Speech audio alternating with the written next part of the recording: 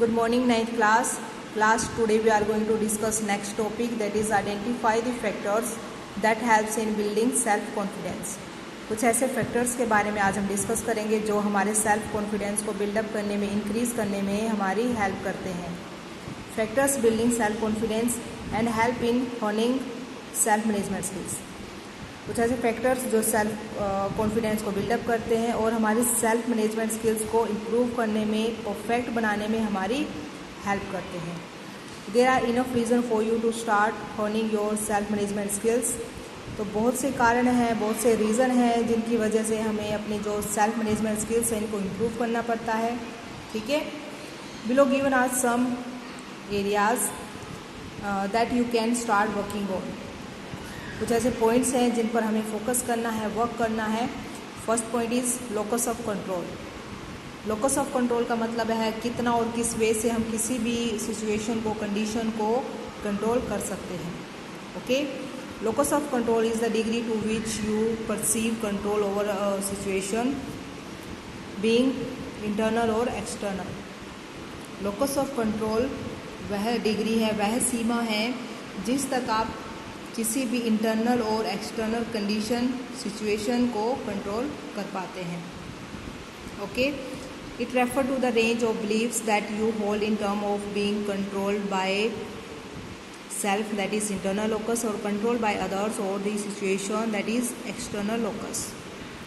अगर कंडीशंस या सिचुएशन खुद के द्वारा सॉल्व की जाती है, कंट्रोल की जाती हैं, उसको बोलते हैं इंटरनल लोकस, और अदर पीपल के द्वारा कंट्रोल की जाती हैं उसको बोलते हैं external locus.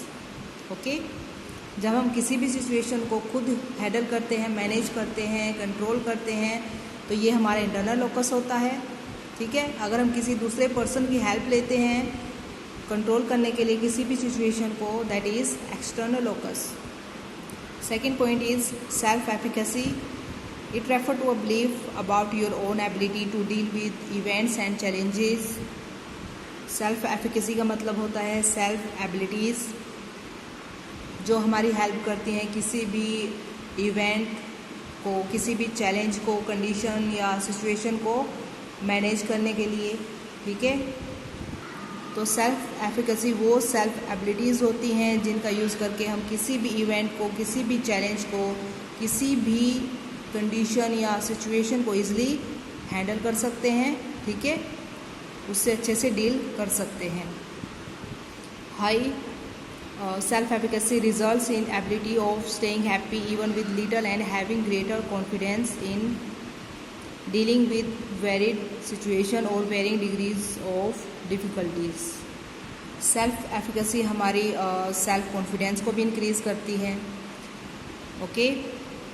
Self confidence increase होगा तो हम लोग किसी भी सिचुएशन में हो, किसी भी कंडीशन में हो, हम इजीली उससे बाहर आ सकते हैं. ठीक है. कि उसको हम इजीली मैनेज कर सकते हैं. तो ये हमारे सेल्फ कॉन्फिडेंस को इंक्रीज़ करने में हमारी हेल्प करती है, हमें काम रखती है, हैप्पी रखने में हेल्प करती हैं ताकि हम अपने वर्क पर फोकस कर सकें. अगर हमारे पास सेल्फ एबिलिटीज़ होंगी तो हम कितनी भी हाई लेवल ऑफ डिफ़िकल्टीज़ आएँ हम उसको ईज़िली मैनेज कर सकते हैं. It has also been observe that success in your previous situations may lead to increased self efficacy for your present and future challenges. ये ऑब्ज़र्व किया गया है कि अगर हमने अपनी किसी भी प्रीवियस सिचुएशन में सक्सेस मिली है तो ये हमारी सेल्फ एफिकेसी को इंक्रीज़ करती है, हमारी सेल्फ एबिलिटीज़ को इंक्रीज़ करती है, और ये सेल्फ एफिकेसी हमारी प्रेजेंट में और फ्यूचर में आने वाले चैलेंजेस के लिए बहुत हेल्पफुल होती हैं. ठीक है. इनका यूज़ करके हम लोग अपने प्रेजेंट और फ्यूचर में आने वाले जो चैलेंजेस होते हैं उनमें भी सक्सेस पा सकते हैं. Okay. Next point is self esteem. It is your general feeling of self worth. यह है आपके सेल्फ वर्थ, आत्ममूल्यों की एक जनरल फीलिंग है. ठीक है. सेल्फ अस्टीम, आत्मसम्मान, स्वाभिमान. अगर हमें किसी भी फील्ड में सक्सेस होना है तो उसके लिए हमारे पास सेल्फ अस्टीम होना चाहिए, आत्मसम्मान होना चाहिए, खुद पर हमें भरोसा होना चाहिए, Individual with high self-esteem have positive feeling about themselves, while those with low self-esteem are strongly affected by what others think of them. जिन लोगों के पास हाई सेल्फ एस्टीम होता है वो ज़्यादा सक्सेस हो पाते हैं, ओके, पॉजिटिव फील करते हैं, उनका पॉजिटिव बिहेवियर होता है, पॉजिटिव एटीट्यूड होता है। और जो लो सेल्फ एस्टीम फील करते हैं वो इतने सक्सेसफुल नहीं हो पाते, वो जल्दी ही अफेक्ट हो जाते हैं दूसरे लोगों के द्वारा, ठीक है।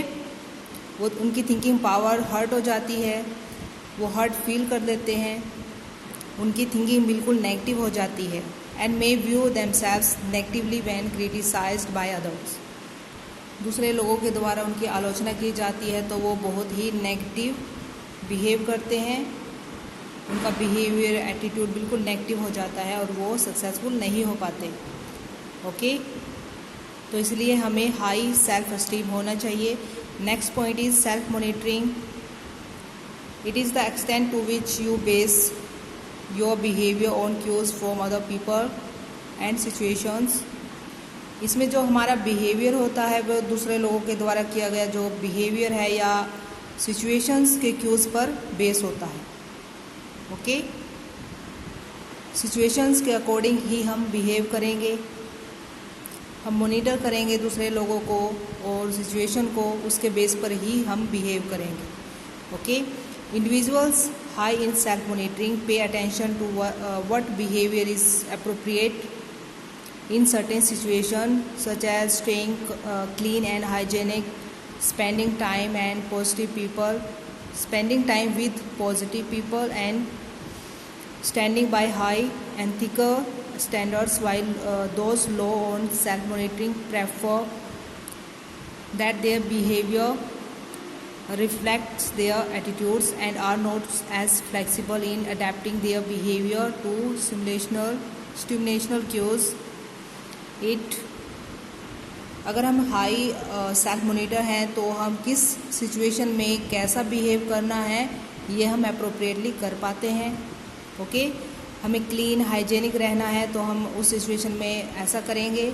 पॉजिटिव लोगों के साथ हम अपना जो टाइम है वो स्पेंड करेंगे और जो हमारे एथिकल स्टैंडर्ड्स हैं, जो नैतिक मूल्य हैं, उनको फॉलो करेंगे। और जो लोग लो सेल्फ मॉनिटर होते हैं उनका बिहेवियर उनके एटीट्यूड को दर्शाता है, वो इतने फ्लेक्सिबल नहीं हो पाते कि वो अपने बिहेवियर को सिचुएशन के अकॉर्डिंग चेंज कर पाएँ। It is often seen that an individual with high self monitors does well in customer relationship. जो हाई सेल्फ मॉनिटर होते हैं उनका अपने कस्टमर्स के साथ अच्छा रिलेशनशिप बनता है, वो अच्छे से अपनी जो भी बिजनेस कर रहे हैं, कोई जॉब कर रहे हैं, अच्छे से कर पाते हैं, सेल्स जॉब्स अच्छे से कर पाते हैं, ओके। मीटिंग द पब्लिक, जो लोगों के साथ पब्लिकली अच्छे से मीटिंग कर पाते हैं, लोगों के साथ अच्छे से मिल पाते हैं, कम्युनिकेट कर पाते हैं। और जो लोग लो सेल्फ मॉनिटर होते हैं वो कोई भी जॉब अच्छे से नहीं कर पाते, अपने फील्ड में सक्सेस नहीं हो पाते, किसी के साथ भी वो अच्छे से कम्युनिकेट नहीं कर पाते, ओके। सेल्स सिचुएशन में भी वो अनकंफर्टेबल फील करते हैं, कंफर्टेबली वो किसी के साथ सेल्स जॉब नहीं कर पाते। Next point is positive thinking. Individual exhibit attitudes about situation in a positive और नेगेटिव मैनर। हर किसी का सिचुएशन को लेकर अपना खुद का पॉजिटिव और नेगेटिव नज़रिया होता है, ठीक है। हर कोई अपने वे से किसी भी सिचुएशन को देखता है, कोई पॉजिटिव वे में देखता है और कोई नेगेटिव वे में। तो ये डिपेंड करता है कि हम पॉजिटिव थिंकिंग रखते हैं या फिर negative, okay. Your tendency to accentuate the positive aspect of situation is referred to as positive thinking, while those accentuating less optimistic views as referred to as having negative thinking. जो लोग किसी भी situation के positive aspects के बारे में सोचते हैं उनको पॉजिटिव थिंकिंग माना जाता है, और जो लोग कम आशावादी होते हैं, नेगेटिव एस्पेक्ट्स के बारे में सोचते हैं, उनको नेगेटिव थिंकिंग पीपल माना जाता है। It has been observed that people who do physical exercise on regular basis generally are physically fit and think positive. तो ये ऑब्ज़र्व किया गया है कि जो लोग रेगुलर फिजिकल एक्सरसाइज करते हैं वे ज़्यादा फिजिकल फिट होते हैं और पॉजिटिव सोचते हैं. In fact your physical and mental health also influence your self confidence. और जो हमारा फिजिकल और मेंटल हेल्थ है वो हमारे सेल्फ कॉन्फिडेंस को प्रभावित करती है.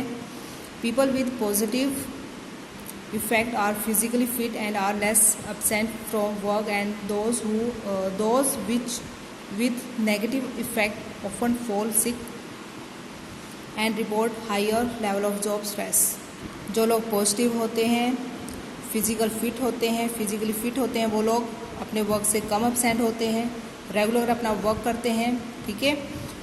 और जो लोग नेगेटिव थिंकिंग वाले होते हैं, फिजिकली फिट नहीं होते, वो लगातार बीमार रहते हैं और अपनी जो भी जॉब है, वर्क है, उससे एब्सेंट रहते हैं और बहुत ज़्यादा जॉब स्ट्रेस फील करते हैं. ओके.